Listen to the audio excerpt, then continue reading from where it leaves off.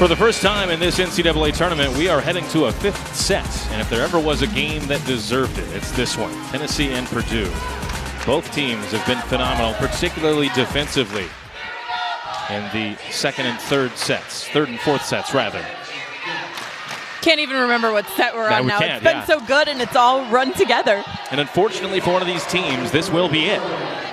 As difficult as that is to say, but that is the sharp end of the knife of why you love this time of year and why you love the NCAA tournaments.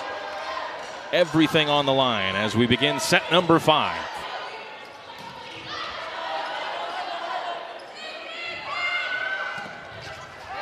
Hudson for Purdue scores as Fingal couldn't handle it once again. They've targeted her a few times tonight, Purdue has. And this time, their leading scorer, Hudson, gets the job done.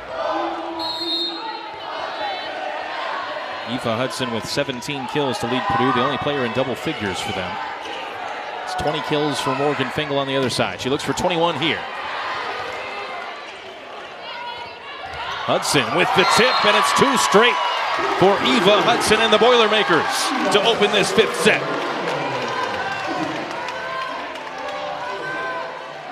And when Purdue has gone the distance, they've come out on top most of the time. As you see there, 4-2. And I think that's a strength of this Purdue team. They have not won a lot of matches 3-0 this year. They are not a killer team, but they are a battle-tested team that likes to weather the storm. They don't get flustered when a set doesn't go their way. We saw them lose 25-14. Oh well, come back, play the second set. And that has been their mojo all season. Only 8 of their 20 wins were sweeps this season. And they're up 3-0. This time through the block. Maddie Cook for the Boilermakers.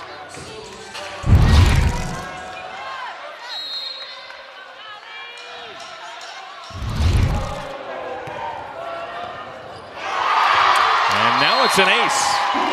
And Tennessee is starting to feel this game fall from their grasp. Interesting here too, Hayward is one of their best servers, and they started with her in 2 and started with Fingal back row in 5, which means in one side out they would have Fingal front row and they would have Hayward on the serving line, but they haven't been able to get that one side out, and Coach Rackenwatt might be regretting starting in that rotation. Cadence Booth into the game for Tennessee here.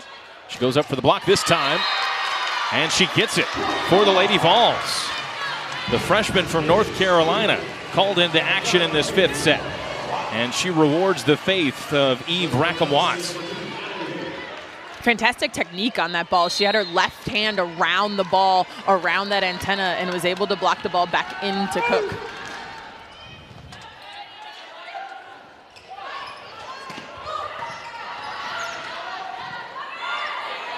And here she is in the attack.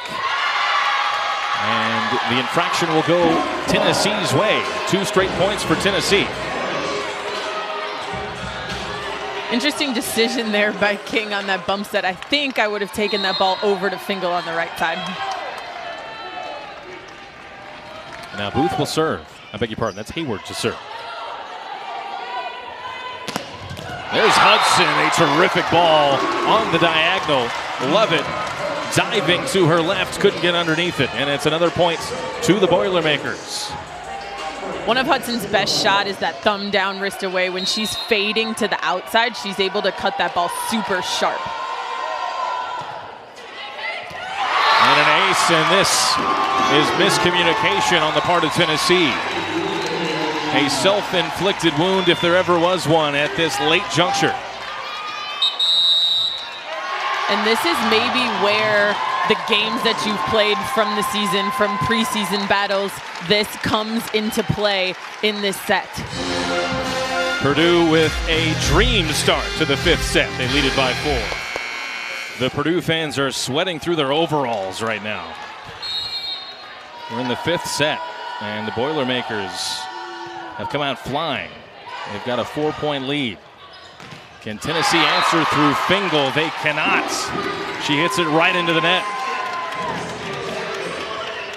one of the first swings we've seen her take off the left side, and the ball was left just a little bit inside, which is across her body as a lefty. Mahaffey for Tennessee. And then Mahaffey with the block.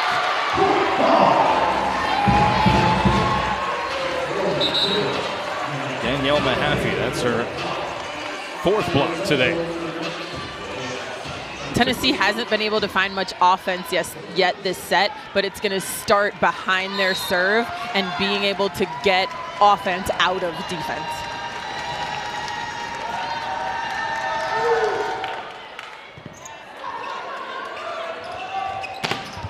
There's Eva Hudson. And that puts her to 20 kills on the day. And with a 5-point lead for Purdue, we've got another timeout on the floor as we've moved halfway through this 5th set. The teams will switch ends.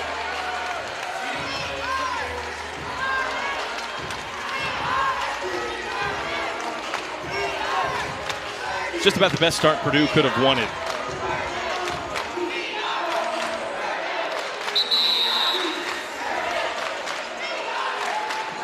And we're getting word that for Purdue, Maddie Skimmerhorn is having herself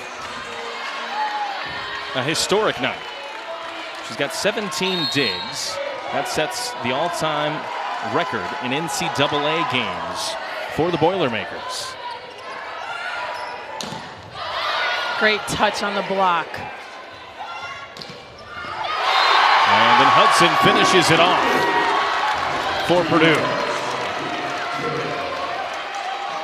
We saw Hudson earlier in the year when Purdue came and played Louisville, and she has always been a great offensive weapon. But her defense and her block touches, and now you just saw her leadership to her team, has changed so much from August to December, and that's exactly what you want to see in a freshman. That time too much power for Morgan Fingal. And the senior trying to will her team back into this match. Doesn't want to see her season end. Here's a look at Maddie Skimmerhorn. We just mentioned she has tied, or rather set, Purdue's single-game NCAA tournament record with 17 digs. Just exemplifies and adds the exclamation to her terrific night. The block there from Hudson. And it's a point to Tennessee as that block did not stay in play. And unfortunately, the R2 got a little bit in the way there while they were trying to pursue that ball. But that's just the way it happens. 4-point lead for Purdue. Can Tennessee rally? It's a good start to this rally, but Hudson somehow scores. That one even caught her by surprise. Looked like she was just trying to get the ball over. And somehow it caught Tennessee sleeping. And sometimes when you're feeling it, you're feeling it. I'm a fan of putting a block up in that play just so that ball has to go a little bit higher to clear the block and isn't able to dive in the middle of the court like happened on that play. And that exemplifies how the 5th set has gone so far. The breaks have been the way of Purdue. But here Fingal tries to jumpstart the comeback for her team. Scoring for Tennessee. She's got 23 kills. Hudson with 22 kills. Tennessee's going to need to not shy away from the service line and keep Purdue out of offensive rhythm. There's Ellis for Purdue. She swings a heavy hand. And that time with power and precision scores. What a performance from her coming off the bench tonight, cold into the 3rd set. Colvin serves here for Purdue. And the meeting at the net is won by Tennessee.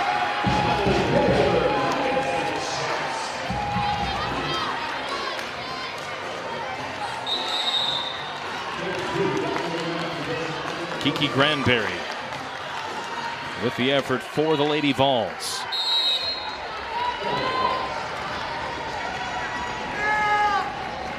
Erica Lovett here. And Ellis Ellis again. My, oh my, the way she has come into this game and made her presence felt. 7 for 11, hitting over 500. And there's just nothing you can do about that. She's banging the ball so hard and high off of those blockers' hands. And it's just something Tennessee's not used to seeing this season. Purdue fans rise to their feet as we have a timeout here.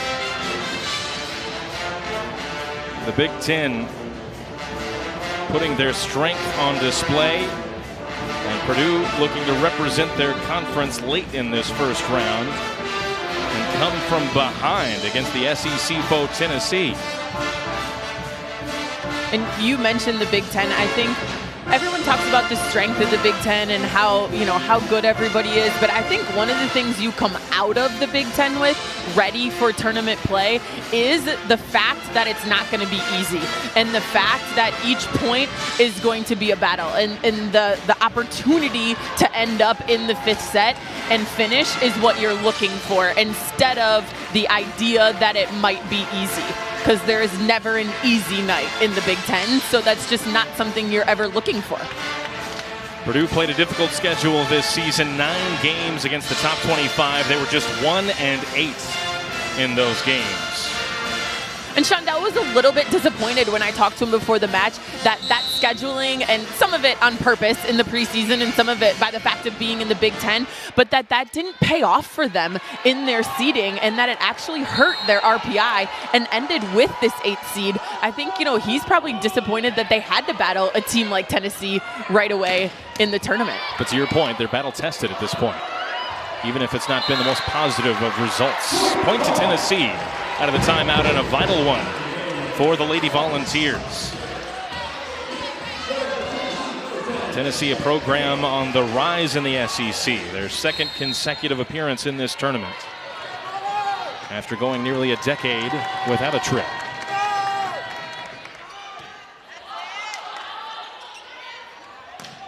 There's Ellis, but that is out of play.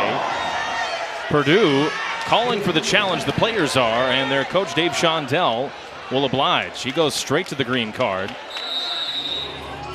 Here's the call, and the call will stand. Inconclusive evidence to overturn it, and the point remains Tennessee's. Shondell not happy with that call. And you can see the look of disappointment on the face of Ellis as well. 3-point game in the 5th set. And after a long break for the review, Purdue scores. Maddie Cook. Interesting first real 2-ball we've seen from Purdue out of the middle. And to use that middle of the 5th set here to get Cook a solo block to hammer cross. 2 points away for the Boilermakers. And it's an ace. Out of sorts defensively for Tennessee. Cadence Booth went diving for it, couldn't find it, and Purdue is on the cusp of advancing to the 2nd round. Before this match is over, I need to give one shout out to Balanceifer. She has played a great game setting for Purdue. There's Fingal to keep Tennessee alive, and she does it.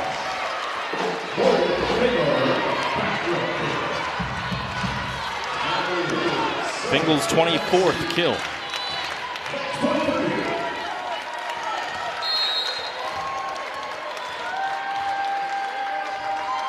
Hayward to serve. Great defensive play by Hayward. Fingal, and Fingal scores again. Tennessee stays alive. Allie Hornick nearly got there for Purdue. Look for this next ball to go to Eva Hudson on the left side for Purdue.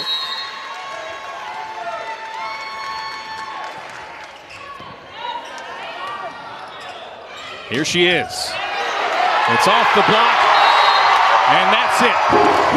Purdue has come from behind against Tennessee, trailing 2-1 to win it in 5 and advance to the 2nd round of this NCAA tournament.